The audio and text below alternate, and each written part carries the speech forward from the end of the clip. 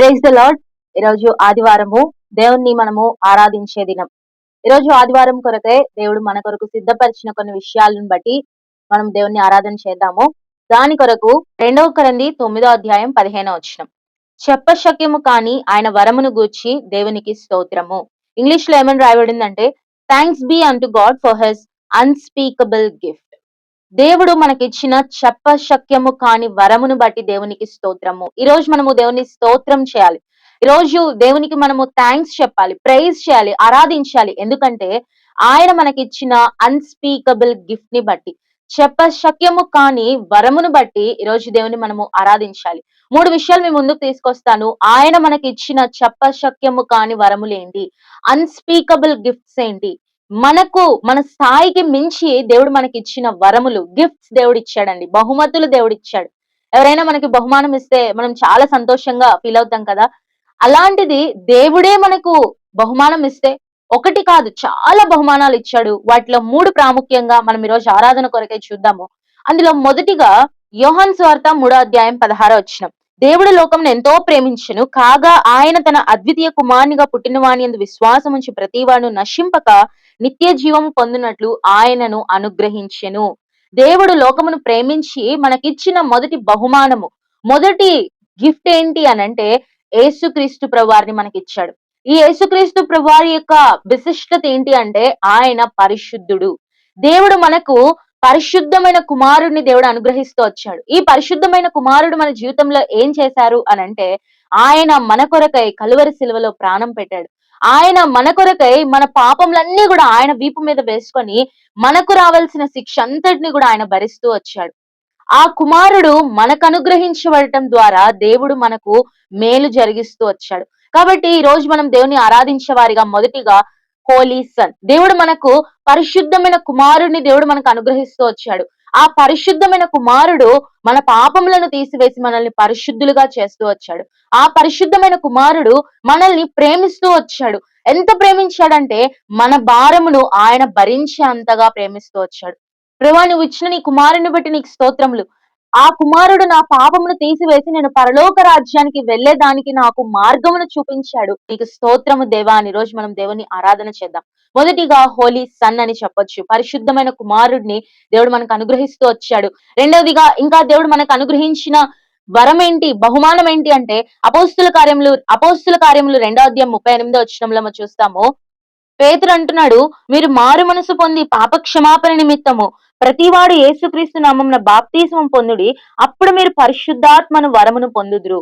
ఎప్పుడైతే యేసుక్రీస్తు ప్రభువారు భూమి మీదకి వచ్చి పరిశుద్ధమైన కుమారుడుగా ఆయన భూమి మీదకి వచ్చి మన కొరకై ఆ బలియాగం చేశాడో, మన పాపముల కొరకై ఆయన చేసిన ఆ క్రయధనాన్ని బట్టి ఎప్పుడైతే మనకి పాప క్షమాపణ వచ్చిందో, మారు మనసు వచ్చిందో, బాప్తిజంలో మనం సాక్ష్యం ఇస్తూ వచ్చామో, అప్పుడు దేవుడు మనకి ఇచ్చే రెండవ బహుమానం ఏంటి అని అంటే పరిశుద్ధాత్మ. రెండవ బహుమానం మనం ఏం చెప్పొచ్చు అని అంటే హోలీ స్పిరిట్, హోలీ గోస్ట్. దేవుడు మనకు హోలీ స్పిరిట్ ని బహుమానంగా ఇచ్చాడు.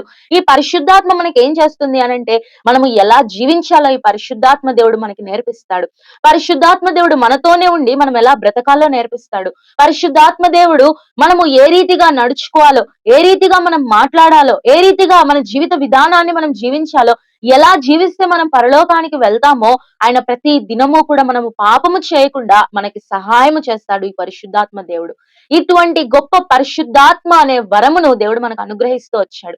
ఈ పరిశుద్ధాత్మను బట్టి ఈ రోజు మనం దేవుని ఆరాధించాలి. ఆయన పరిశుద్ధాత్మ మన జీవితంలో ఎన్నో కార్యములు చేస్తూ వచ్చింది. వాటన్నిటి గురించి మాట్లాడితే మన సమయం సరిపోదు. కానీ దేవుడు మనకి ఇచ్చిన పరిశుద్ధాత్మను బట్టి మనము ఆరాధించాలి. తర్వాత మీరు ధ్యానం చేయండి, పరిశుద్ధాత్మ ద్వారా ఎన్నో గొప్ప కార్యములు జరుగుతూ వచ్చాయి. పరిశుద్ధాత్మ ద్వారా ఎంతో మంది మార్చబడుతూ వచ్చారు. పరిశుద్ధాత్మ ద్వారా ఎంతో జీవమును మనం పొందుకుంటూ వచ్చాం.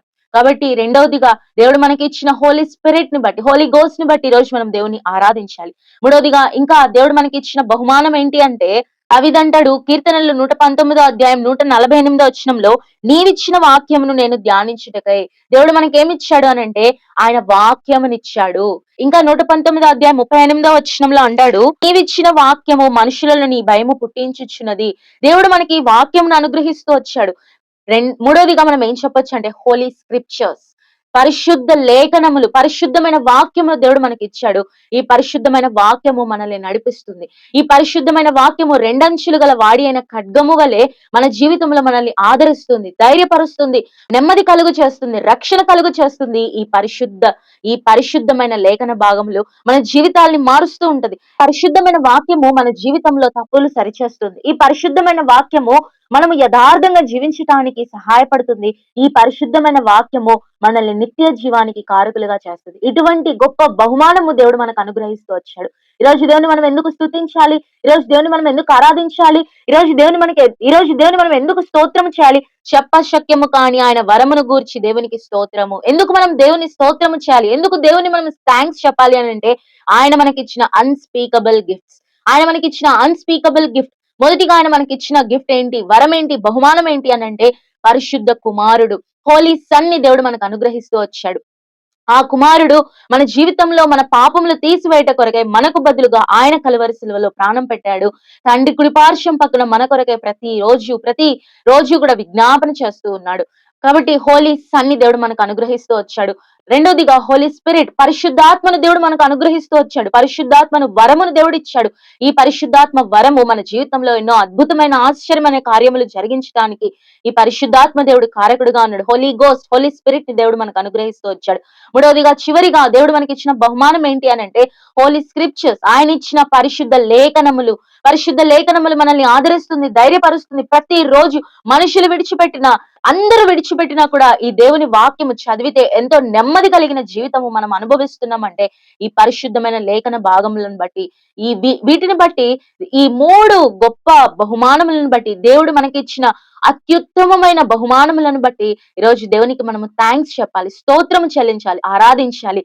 కాబట్టి 3 విషయాల్ని బట్టి ఈ రోజు మనం దేవుని ఆరాధిద్దాము. మొదటిగా హోలీ సన్, రెండోదిగా హోలీ స్పిరిట్, మూడోదిగా holy scriptures. Have a blessed Sunday. Praise the lord.